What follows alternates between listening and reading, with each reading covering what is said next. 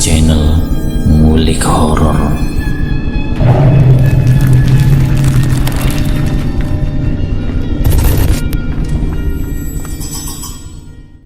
Assalamualaikum warahmatullahi wabarakatuh. Kembali lagi di channel Ngulik Horor. Channel ini menceritakan tentang kisah-kisah misteri. Pada kesempatan kali ini saya akan melanjutkan kisah misteri yang berjudul Pesugihan Memedi Ireng bagian yang kedua. Yuk, daripada kita lama-lama, langsung saja kita lanjutkan ceritanya. Hari-hari Maridi kian suram. Tidak terhidang lagi kopi hangat seduhan Kinasi. Tidak ada lagi senyum manisnya saat Maridi bertolak hendak ngider. "Kamu kenapa, Tosi?" Suatu pagi Maridi memberanikan diri buka suara. "Tidak usah banyak nanya, sana cari duit yang banyak. Sudah setiap hari saya disumbel tempe, tahu, oncom, daun, ubi." Dengan kasar Kinasi membereskan piring-piring kotor ke dalam baskom. "Saya setiap hari kan juga usaha sih. Memang orangnya yang lagi sepi. Terus bagaimana?" ujar Maridi. "Alah, alasan saja kamu, Mas. Buktinya Mas Paijo, Mas Gugun, dan yang lain masih laris manis jualannya. Alasan basi, sepi-sepi. Orang lain kok lancar, Mas saja yang tidak lancar," ujar Kinasi. "Porsi rezeki setiap orang berbeda-beda sih," jawab Maridi. "Sudah, Mas, tidak usah debat. Pokoknya kamu cari duit yang banyak, titik." Kinasi yang diliput kekesalan berlalu meninggalkan Maridi. Dia memilih ke sungai mencuci baju dan piring-piring kotor. Setidaknya sekarang tidak ada lagi cemooh-cemoohan saat kumpul dengan tetangga. Sudah bosan tentunya. "Bagaimana, Di? Sudah pecah telurnya?" Lagi-lagi Paijo menggoda. Setengah isi gerobak Paijo sudah kosong. Nampaknya hari ini jualan lelaki Tambun itu laris manis. Jelas terlihat dari raut wajahnya yang sempringah. "Sudah pecah telurnya seadanya, Jo. Alhamdulillah daripada tidak sama sekali," jawab Maridi. "Ya sudah, kalau begitu." Paijo duduk berseloroh mengibas-ngibaskan topinya. "Jo, soal yang kamu bilang iku bagaimana?" tanya Maridi. "Yang apa ya?" Paijo tertegun sejenak. "Itu loh, Mbah Moyo." Maridi terbata mengucapkannya. Paijo duduk kembali, sorot matanya berbinar, senyum lebar. "Langsung mereka di sana." "Kapan kamu mau saya ajak ke sana?" "Saya nanya-nanya, Jo. Nanti diminta mahar macam-macam. Saya tidak ada duit." Maridi mengelak. "Pokoknya gampang. Urusan biaya, transportasi segala macam, itu urusan saya," ucap Paijo meyakinkan. Maridi seakan dijebak oleh Paijo. Orang di depannya amat bersemangat melihat munculnya keinginan Maridi untuk ke Mbah Moyo. Di malam Jumat Kliwon, keduanya naik motor menuju sebuah desa kecil di pinggiran hutan jati, jauh di pinggir desa Jaya Makmur. Menyusuri jalan tanah yang kecil berpagar rapi oleh pohon-pohon jati yang subur. Mencekam tidak terlihat sumber cahaya lain selain sorot lampu dari motor Paijo. Sekian menit menembus gulita, akhirnya mereka sampai di sebuah rumah sederhana. Di sana ada seekor burung hantu yang berjaga di depan tangga. Rumahnya seperti rumah panggung dengan pencahayaan yang minim. Di dekat pintu ada dua orang pria muda berpakaian serba hitam. "Siapa kalian?" cegat salah satunya saat Paijo melangkah naik anak tangga. Inilah teman saya, mau ketemu Mbah." Maridi ketakutan berdiri persis di belakang Paijo. Bulu kuduknya seketika berdiri, seakan ada banyak pasangan mata sedang menatap ke arahnya sekarang. Sedikitpun Maridi tidak berani memalingkan wajahnya. Pandangannya bertumpu pada balok-balok anak tangga. Kedua lelaki berbaju hitam tadi menarik keduanya agak kasar untuk masuk ke rumah yang redup cahaya tersebut. Aroma menyan langsung menggelitik indera penciuman. Hampir saja Maridi bersin, tapi berhasil dia elakkan. Apa yang membawa Nak Maridi ke sini? Suara itu terdengar berat. Maridi masih menunduk dalam-dalam. Anu, Mbah, anu. Maridi gemetaran, entah bagaimana tiba-tiba ada tiupan angin dari arah jendela. Kain tirai berkibar cepat, suasana semakin mistis tatkala asap dupa membumbung memenuhi ruangan dengan bau menyan. Saya sudah tahu tanpa diberitahu, Maridi. Saya hanya perantara saja. Kalau kamu ingin kaya raya, daganganmu laris, peliharalah salah satu. Harta, harga diri, jabatan akan datang sendiri, awet di tanganmu. Maridi mendongak hati-hati menatap sebentar pada Paijo di sebelahnya. Tuyul, bah? Tanya Maridi tergagap. Hanya anggukan yang Maridi tangkap dalam remang. Bahkan saking rendahnya cahaya di ruangan tersebut, wajah Mbah Moyo tidak terlihat jelas bagi Maridi, terhalang asap dupa yang meliuk-liuk bersama angin. Yang terlihat bagi Maridi adalah lelaki tua berbaju hitam dan berjanggut tebal. Seisi ruangan pengap oleh asap. Gelap, tidak ada penerangan selain obor di meja kecil persis di depannya.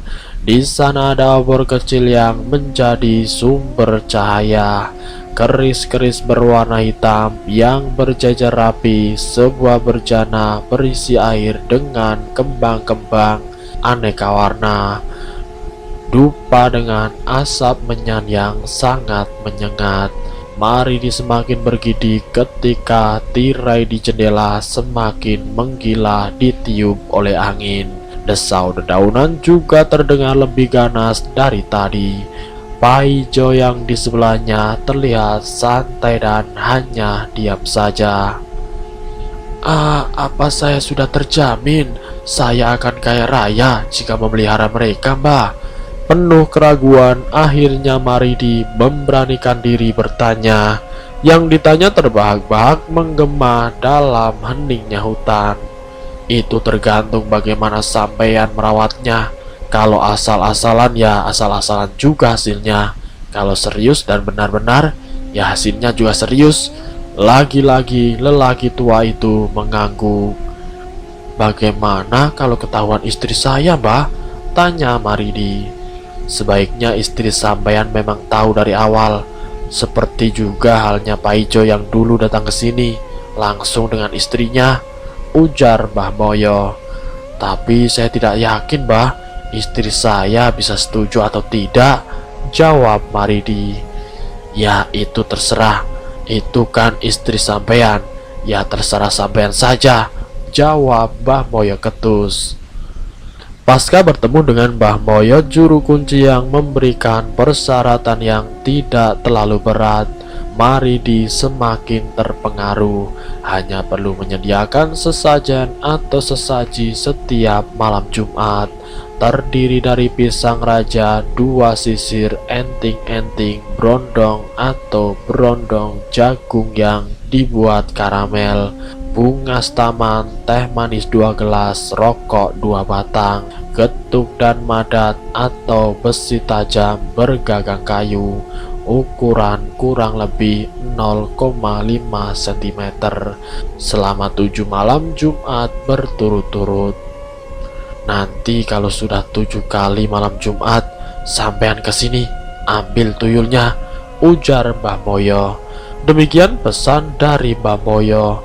Terngiang dalam kepala Maridi ketika menuju jalan pulang. sangat mudah batin Maridi. Kemudian Maridi dan Paijo berpamitan pulang. Singkatnya setelah Maridi turun, Paijo pun pulang.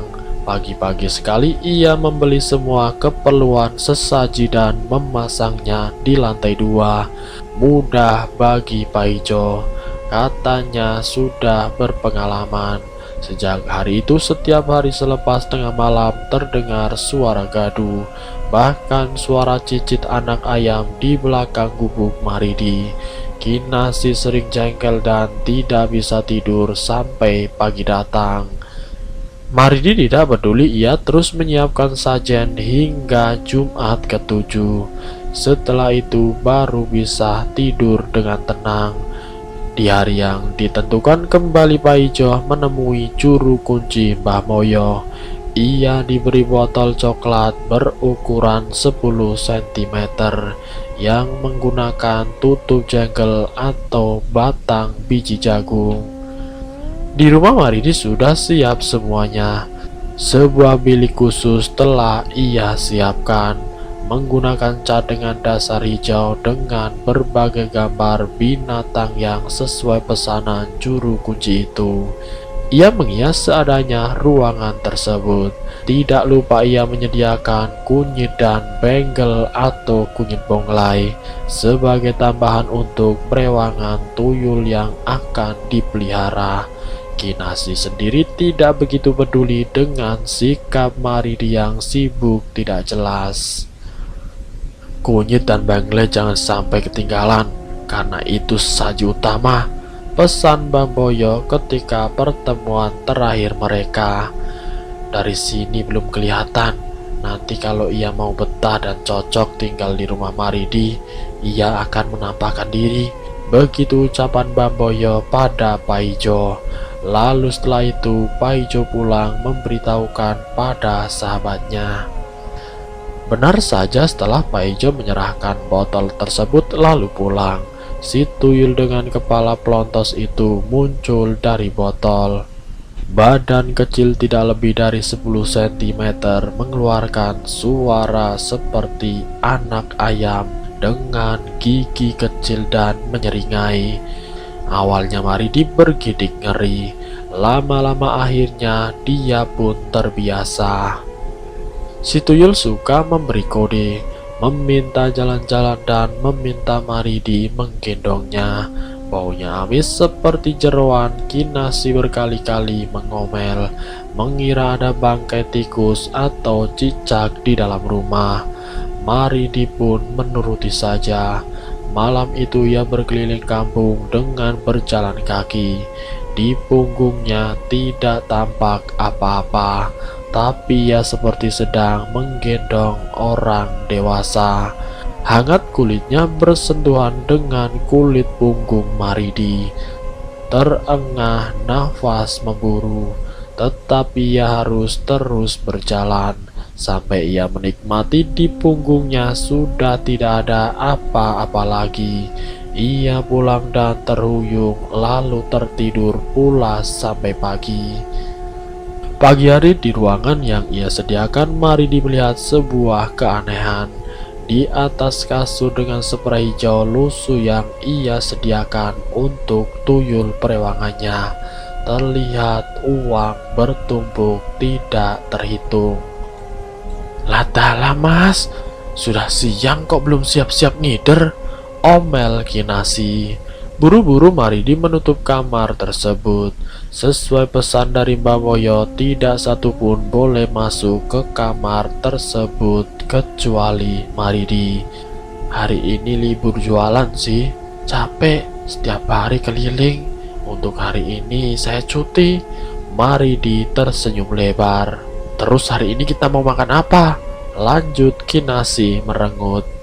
Tenang sih, hari ini kita makan enak. Nanti kamu belanja ke pasar ya. Agak siangan, sana ke sungai, mandi buruan. Elak Maridi. Maridi bersorak kegirangan, tidak henti-hentinya tersenyum. Istrinya heran melihat Maridi bagai orang gila. melupakan kancing bajunya yang terbuka sambil bersungut-sungut. Kinasih akhirnya menurut pergi ke sungai seperti perintah suaminya. Kian hari semakin banyak uang bertumpuk di atas kasur usang dalam ruangan tersebut. Kini Maridi kalap, apapun permintaan Mbah Boyo dia sanggupi. Setiap kali akan berhubungan badan dengan Kinasih, botol kecil tersebut dipindahkan ke kamarnya, ditaruh di atas lemari mengarah lurus ke tempat mereka memadu kasih. Ukuran botolnya yang kecil memang mudah untuk disembunyikan. Dari balik kaca bening tersebut, sepuasnya si tuyul menyaksikan pergumulan Maridi dan istrinya. "Kamu kenapa, Thomas? Belakangan kok minta jatah setiap hari?" renggut Kinasih suatu malam. "Ya tidak apa-apa sih, cuma pengen." "Jangan matiin lampunya ya sih, kamu harus telanjang bulat," jawab Maridi. "Gila kamu mas," sentak Kinasih. "Kok gila? Lagian kan tidak ada yang lihat sama sekali," Maridi meyakinkan. "Tapi itu tidak sopan, dilarang begitu mas," tolak Kinasih. "Kamu semakin cantik kalau marah-marah begitu.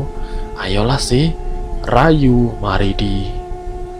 Di balik botol kecil yang disembunyikan Maridi, tuyul kecil mengintip dan memperhatikan hubungan suami istri tersebut dengan menyeringai.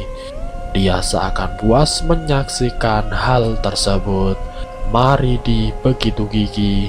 Akhirnya Kinasih menyerah dan mengikuti kemauan suaminya. Setiap malam bergumul tanpa balutan benang sehelai apapun, di bawah sinar terang lampu yang baru diganti. Kinasih sedikit lunak lantaran kini uang belanja semakin berlipat jatahnya. Sejak saat itu kehidupan Maridi berubah. Rumahnya kini tidak lagi gubuk, berganti dengan bangunan permanen. Seperangkat TV dan parabola melengkapi ruangan depan. Tidak ada lagi Maridi penjual cireng keliling. Kios sederhana sudah berdiri di depan rumah yang selalu didatangi ramai pengunjung. Setiap malam Maridi tidak bosan berkeliling kampung dengan tangan di belakang seperti menggendong seseorang.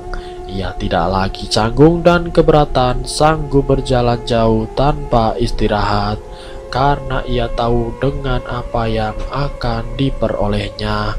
Malam-malam terus dilalui oleh Maridi. Selesai Maridi berkeliling kembali ke rumah dan menggauli Kinasih. Kini semakin liar hubungan badan yang mulai tidak wajar. Maridi menjadi asing dan aneh, tapi Kinasih tidak kuasa menolak. Malam itu sehabis berjalan, Maridi tidak bisa tertidur. Maridi gusar melihat Kinasih muntah-muntah dan mengeluh pusing. Jangan-jangan Kinasih mengandung. Beberapa bulan kemudian jelas terlihat perut Kinasih membesar. Maridi memutuskan membawa Kinasih ke kota untuk diperiksa. Benar saja usia kandungannya kini masuk 6 bulan. Bukan main girangnya Maridi. Harta harga diri kini dikaruniai anak juga. Lengkap sudah kebahagiaan Maridi. Sementara itu warga kampung mulai dihebohkan banyak kehilangan uang simpanannya. Dimanapun disimpan selalu raib dengan beberapa lembar tersisa. Nominal besar hilang, nominal recehan akan tetap tertinggal. Para pedagang, pemilik toko, para petani yang baru saja menjual hasil panennya, bahkan para pegawai negeri kehilangan uang mereka. "Sih, sudah dengar desas-desus?" Ibu Kinasih bertanya dengan hati-hati. Siang itu Kinasih mampir menawarkan untuk membantu renovasi rumah ibunya. Sayang tawaran itu ditolak dengan mentah-mentah. Desas-desus apa, Bu? Jawab Kinasi. Warga heboh dan curiga kalau suamimu ada sesuatu. Masa iya bisa kayak mendadak? Kan aneh, ujar ibunya. Jangan berpikiran aneh-aneh, Bu. Alhamdulillah warung ramai. Makanya ada rezeki tabungan sedikit-sedikit hasil kerja dari Mas Maridi, Bu. Jawab Kinasi. Syukurlah sih. Saada hanya menghela nafas panjang. Sejujurnya dia juga merasakan keanehan yang sama. Di malam kesekian kali purnama, tiba-tiba Kinasi kesakitan teramat sangat pada bagian perut dan bagian intimnya. Seperti ada sesuatu yang menyelusup ke sana dan menarik janinnya dengan paksa. Kinasi berteriak histeris. Beberapa tetangga yang datang takut mendekati Kinasi. Dia terus menjerit dengan kaki mengangkang seperti hendak akan melahirkan. Sementara Maridi masih keliling kampung menggendong tuyulnya. Hingga tengah malam Kinasi masih meronta kesakitan. Sampai akhirnya dia pingsan terkulai tidak berdaya. Anakku mana, Mas? Parau Kinasi mendapati perutnya yang kempis. Maridi hanya terdiam. Lihat, benar kan? Maridi itu menyembah setan. Janin Kinasi jadi tumbal. Pantas saja Maridi bisa kaya mendadak. Ayo kita usir Maridi dari kampung. Maridi itu memakai pesugihan, ujar salah satu warga. Luka kehilangan janin secara mendadak saja belum kering, kini tudingan semakin runcing pada keluarga Kinasi. Awalnya perempuan 30 tahun itu berusaha cuek, tapi nyatanya kian hari ada saja tersiar gosip menerpa dirinya. Kamu patut bertanya sejelas-jelasnya pada Maridi sih. Dari mana dia punya uang untuk buka warung, bikin rumah, sekarang sudah beli motor segala. Ibu tidak mau gegabah menuduh yang bukan-bukan. Selama ini ibu lihat dia rajin ibadah. Saat ada Ibu Kinasi memberi wejangan suatu pagi. Sudah, Bu, tapi dia selalu mengelak. Setahu ibu dulu ada kejadian bayi hilang begini, dak. Dulu waktu di sini hutannya masih rimbun, zaman ibu masih remaja, rumah ini belum ada. Rumah-rumah di belakang juga belum ada. Baru ada rumah beberapa di pinggir jalan utama. Ada janin yang hilang dijadikan tumbal, ujar Saada melotot. Tumbal? Apa sih, Bu? Aku tidak paham, jawab Kinasi sungguh. Misal suamimu melakoni ilmu hitam, bersekutu dengan jin, umpamanya pesugihan untuk kaya, untuk mendapatkan jabatan, untuk awet muda, terus, nah itu harus ada tumbalnya, bisa keluarganya, anak, istri, bahkan dia sendiri. Kamu ngerti tidak? Kinasi tercengung. Apa iya Mas Maridi bisa main ilmu hitam? Toh dia rajin sholat dan mengaji selama ini. Meskipun ada beberapa sifat yang berubah drastis, apa iya ya? Lirih batin Kinasi. Gawat, Pak Ijo, gawat. Maridi panik menemui Pak Ijo ketika malam Jumat setelah janin Kinasi hilang secara mistis. Gawat apa, Di? Pelan-pelan, Di, ngomongnya, balas Pak Ijo. Maridi menarik Pak Ijo ke halaman rumah. Tidak ingin orang lain keluarga Pak Ijo tahu soal masalah yang dia hadapi.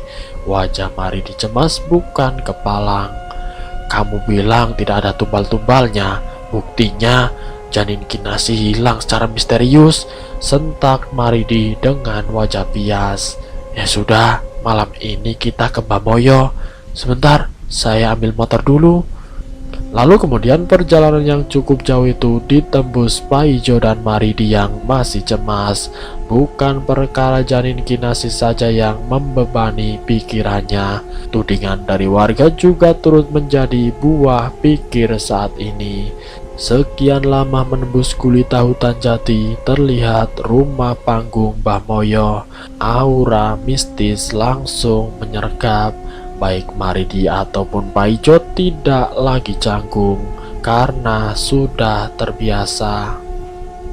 Apa yang sudah sampean terima harus sampean tebus timpal, ujar Mbah Moyo. Tapi kata Paijo tidak ada tumbal-tumbalan, Mbah, bantah Maridi heran.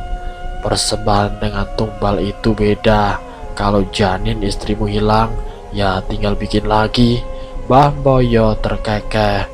Maridi sedikit kesal dengan jawaban Mbah Moyo.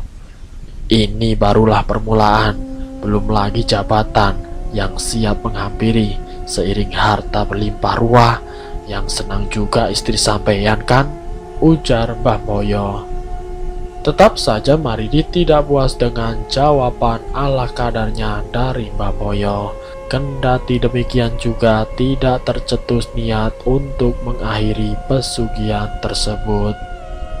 Bah, warga mulai curiga kalau saya melakukan pesugihan, ucap Maridi sedikit tertahan. Sudah, diam saja, palingan juga seminggu, habis itu lupa dan kembali seperti biasa.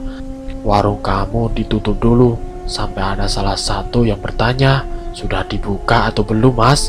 Baru buka lagi. Terus karyawan saya bagaimana mbah? Lah itu ya urusanmu. Singkatnya mereka pun pulang hampir lewat tengah malam. Keduanya sampai di rumah Paijo. Istri Paijo masih terbangun menyeduhkan kopi untuk keduanya. Ada singkong rebus juga untuk pendamping. Malam-malam masih ngobrol, asik sekali sepertinya. Sugiman yang pernah tergila-gila pada Kinasi berseru dari gerbang. Dia semakin mendekat. Tri, Lastri, kopi satu lagi ya. Ada Mas Kiman, ujar Paijo setengah berteriak. Iya mas, bentar. Lastri istri Paijo menyahut dari dalam. Dari mana man? Tanya Maridi basa-basi. Habis keliling mas, dapat jatah ronda malam. Maaf sebelumnya, Mas Maridi, sampean sering tak lihat keliling kampung sendirian, padahal bukan jadwal ronda sampean. Tanya Sugiman penasaran. Seketika air muka Maridi berubah memucat. Dia terpojok dengan pertanyaan dari Sugiman.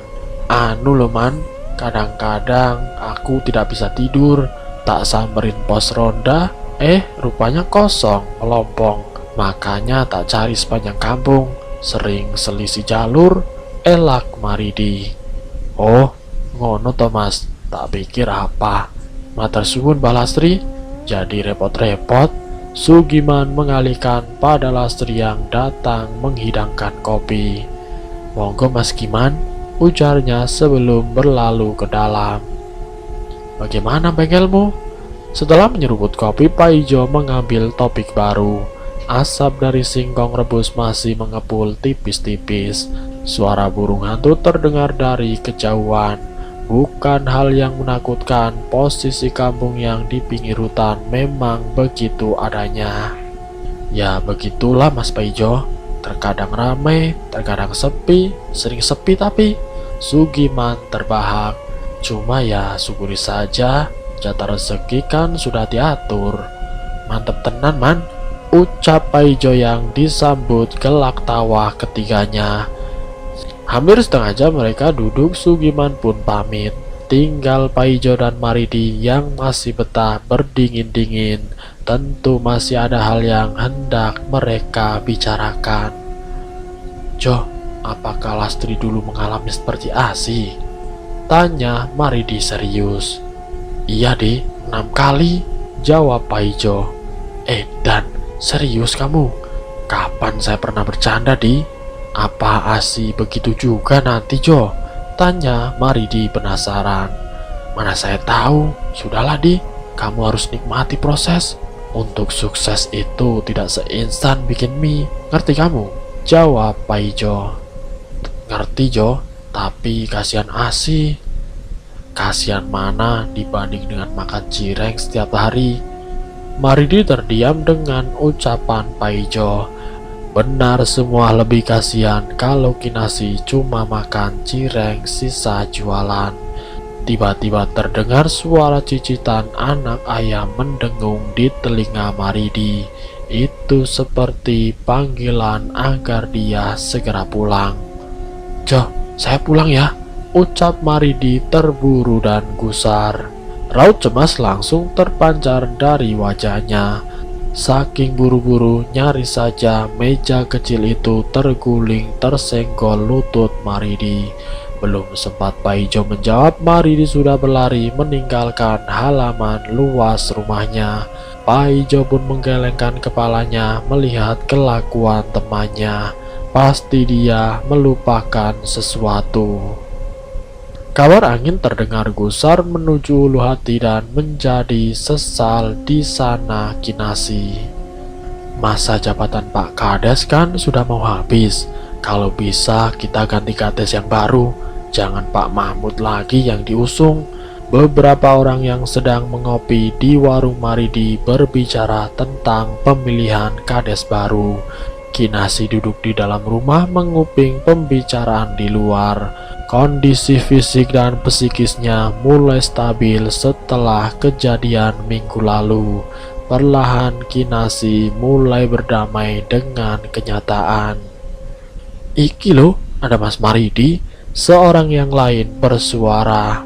"Benar, maju nggih Mas, setuju, kami dukung 100%. Suara semakin ramai sepakat untuk mendukung Maridi menjadi kades. Sementara Kinasi hanya bisa terheran-heran. "Jangan saya atau bapak-bapak, saya kan tidak ada pengalaman apa-apa," tolak Maridi halus. "Pokoknya sampean harus maju. Pengalaman itu nanti datang sendiri," jawab mereka. Mendengar hal tersebut semakin besar tanda tanya dalam kepala Asi. Dia tahu benar tidak ada background yang sinkron jika dia diangkat menjadi kades. Sekolah SMP saja dia pun tidak tamat. "Apa itu Mas?" Kinasi memergoki Maridi baru pulang dengan kantong kresek di tangannya. "Apa sih Mas itu? Baunya busuk sekali," lanjut Kinasi. "Ini jeroan ayam buat dibikin umpan mancing," jawab Maridi. Awalnya Maridi kikuk ditanyai istrinya. Semaksimal mungkin dia berusaha santai, secepat mungkin juga memutar otak untuk mencari jawaban. Kinasi yang malas berdebat membiarkan suaminya berlalu ke dapur. Tidak terniat baginya untuk membuntuti, malah memilih tidur berguling di atas spring bed baru yang dibelikan Maridi tempo hari. Kini hampir setiap hari Maridi pulang membawa jeroan. Alasannya masih sama, untuk umpan memancing. Namun saat itu pula kecurigaan Kinasi semakin besar. Mancing apa ya? Pakai jeroan segala. Lagian tidak kelihatan Mas Maridi pergi mancing selama ini. Alat pancing pun tidak ada, tanya Kinasi dalam hati. Maridi semakin gila untuk urusan ranjang. Bukan lagi kenikmatan yang diraih Kinasi, nyaris seperti penyiksaan yang diterimanya. Naasnya Maridi menyeringai puas kala istrinya terlihat menderita atau menggerang kesakitan. "Mas, tunggu, sakit," pekik Kinasi saat duburnya dihantam Maridi. "Bukan, gak boleh di sana Mas," Kinasi meronta. Plak, tamparan panas mendarat di pipi Kinasi. Tidak berdaya lagi untuk mengelak. Dengan derai air mata Kinasi menahan perih yang mendera. Dan bersambung. Itulah kisah misteri yang berjudul Pesugihan Memedi Ireng bagian yang kedua. Apa yang dilakukan Maridi terhadap Kinasi selanjutnya? Nanti saya akan lanjutkan ke bagian yang berikutnya. Terima kasih sudah mampir di channel kami. Jika kalian tertarik dengan video kami, silakan tekan tombol like, share, dan komen. Tekan subscribe untuk mengikuti video kami selanjutnya. Wassalamualaikum warahmatullahi wabarakatuh.